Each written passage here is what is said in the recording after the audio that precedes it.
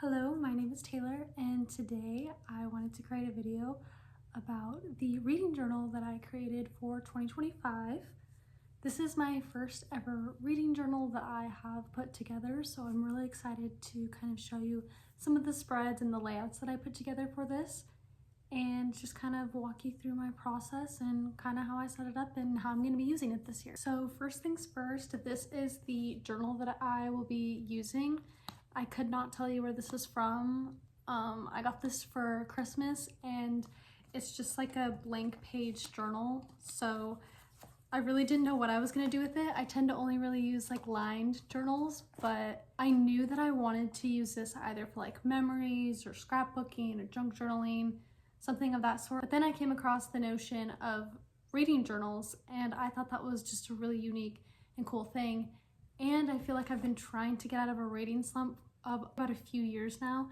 And I do feel like having something creative tied to reading is really going to keep me motivated to keep going and kind of see my progress throughout the year in just a little bit more of like a creative way than just simply writing it down. So throughout this video, I will include clips of each page and kind of my process with creating that page as I talk you along through the vision for how I wanted this to be laid out and kind of my thought process with all of it. So the very first page that we open up on is my reading journal page. In this page, I've included just some kind of ripped out pieces of a book that I thrifted, as well as a photo of a castle, a little doodle of a plant, and then I included some stickers that I got from the Kat Karras, or Catherine Karras, however you say her YouTube channel. She also has like a shop where you can buy stickers and bookmarks and prints and things like that. So this is her Halloween sticker pack, but there was just a lot of like cozy sort of bookish things on there, so I really wanted to focus and put those on this page. The second page that we open up on is the bookshelf page. I was originally gonna have this be kind of my overview of how many books I read with like all the titles on the books, but I decided against that. Ultimately, the books ended up being really small by the end of the day, so if I would have ended up putting the titles of the books on these books, it would have been almost impossible to read. So this is just kind of going to be my opening page for 2025. Because I'm not using this whole journal, I just figured I will use this journal for years to come. So I'm just going to kind of mark it off by like years of using this as my reading journal. So this is kind of my 2025 opening page, and I was super inspired by a photo on Pinterest to create half of the bookshelf that I saw there.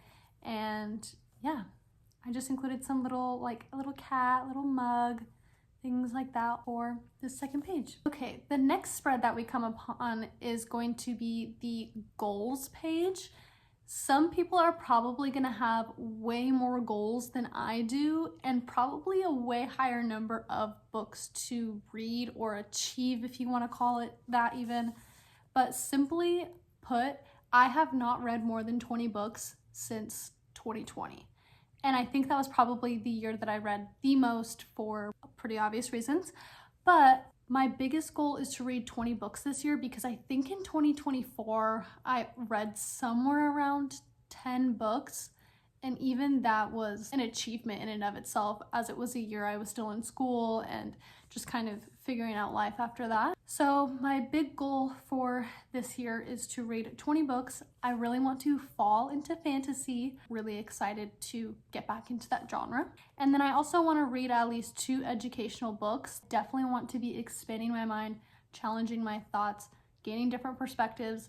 And I do have a few books that I've been recommended, so I really do hope to kind of read at least 2 educational books, whether it be on politics, history, psychology, anything of that nature. And the page that I have next to my goals page is going to be my bookish bingo, but it's not really bookish, it's really more like a book-centered bingo. As you'll see here, I do have a 5x5 kind of bingo template that I customized. I had to look up a lot of inspo pics for how to fill this out, but there are so many on Pinterest and that you can Google that will help you out with filling these out. So I do have some things such as like reading a borrowed book, a book with a love triangle in it.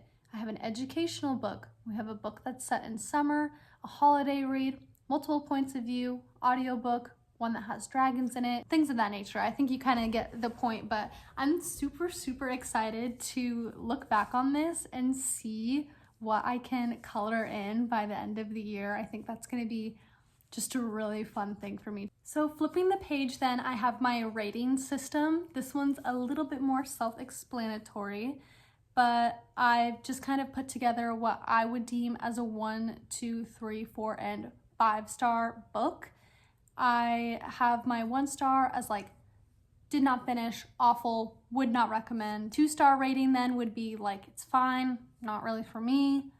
My 3-star rating means that it's probably a good book, but it definitely could be better, probably average rating. And then 4 stars would be that I really loved it and I definitely would recommend it. And then a 5-star is like absolutely perfect, no notes, show-stopping. So yeah, and then I kind of just colored this page in a little bit more because it was kind of giving bless, so I added a little bit more stars to the border and just kind of made it look a starry night. The next page that I have then next to my rating system is my to be read page, specifically my priority reads.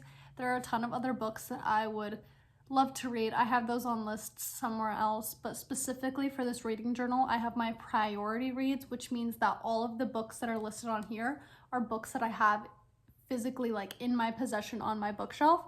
So I think I have about 11 books on here that I recently got in either November or December this year. I would love to read all 11 of these books to be part of that 20 kind of book goal. This next page that I have is actually just a silly, fun, good time. It's my DNF cemetery. Again, if you don't know what DNF means, it means did not finish. I have 6 gravestones here. I am not someone who's very good at not finishing a book. I usually try to push through. It's okay if you don't finish a book. It's not the end of the world. I don't presume that I'll need more than 6 gravestones, especially because a lot of the books that I intend to read this year are books that I already have. I've been highly recommended, just books I'm really looking forward to. So I don't intend to not finish more than 6 books. But I did have a good time putting this together. I like put little doodles with it, like do not recommend instead of like do not enter, and you know, had a little crow, little bat, spider web, kind of like a potion-y thing coming from a gravestone. So yeah, this was a really fun page to put together. Okay, the next page that I have is my index page, and you're probably looking at this and you're like, girl, this is boring. I know, but I wanted to have a place to simply just write the title of the book with the author and my rating, because I do intend to do something else with all the books that I rate on the next page that you'll see. So this is just going to be kind of like my one-stop all. Okay, and the last spread that I have in my reading journal currently is my 2025 books read page. Again, you're probably looking at this just like the index and you're like, there's nothing here, this is boring, what am I looking at?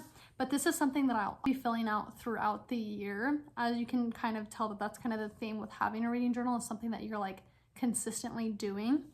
So on this page, I will be doing what a lot of other people with reading journals do, where they create a document with small pictures of the books and they glue them on. So you get to see kind of like the cover of the book and then write your rating underneath it. And then you kind of just glue them along on the page. I think that is going to be way more visually appealing than just the index page that I've shown you before. But I do have that index page because the little covers that I'll be printing, I want to be able to clearly read what books I kind of had. So it's going to be nice to be able to flip to the page before and kind of see those titles and authors more clearly. So yeah, I'm super excited to fill this out. I already created a Google document with a lot of the books that I plan to read this year on that, so I don't have to waste paper, and I'm only printing, you know, one small little book cover on one large sheet of paper. I'm just gonna print everything out, keep it until I need to cut it out and place it on here. As for the pages that I have not put in my reading journal so far, those are going to be summaries of all of the books that I read. So I am currently over halfway through a book right now, so I will probably get to a spread of that soon, and I will probably include either a little portion of that in this video, or I'll create like a little like YouTube shorts thing to kind of show you how I went about doing that. But I'm really excited because I'm someone who really struggles with reading comprehension, which is why I really struggle to read more than 20 books a year. I just feel like I cannot read as fast as other people do. I just like simply cannot comprehend at the speed. Like I can read a book in a day. You're gonna ask me about it a week later, I'm gonna be a little lost. I'm gonna be able to tell you the big major picture, but I'm not gonna be able to tell you the little things. So it's gonna be really cool to have like a summary page where I'll probably include like my favorite quote from the book, some like inspo pictures of kind of like what that book made me feel like, and just kind of have like a one-stop all. And then it'll be really fun to look back on that and see how I was feeling about that book in the moment that I read it in the future when I look at this journal for years to come.